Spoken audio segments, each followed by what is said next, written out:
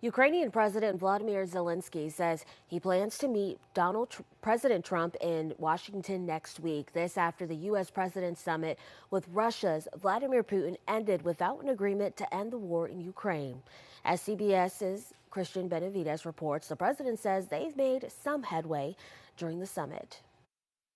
We had a very productive meeting. Ultimately, there was no deal following the much-anticipated meeting between President Trump and Russia's Vladimir Putin.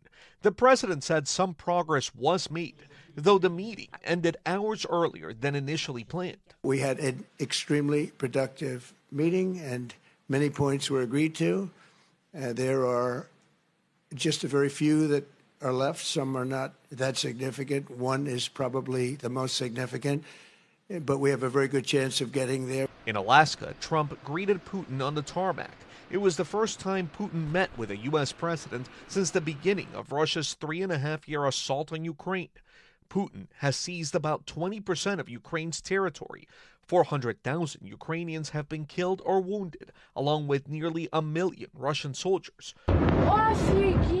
underscoring how complicated any deal is. Russia continued its attacks ahead of the summit, something Ukrainian President Vladimir Zelensky pointed out in a video he posted Friday, in which he added, "We hope for a strong position from America." Zelensky and European leaders were not invited to Friday's meeting.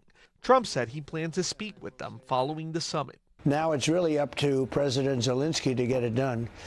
And I would also say the European nations, they have to get involved a little bit. But it's up to President Zelensky. I think we are, and if they'd like, I'll be at that next meeting.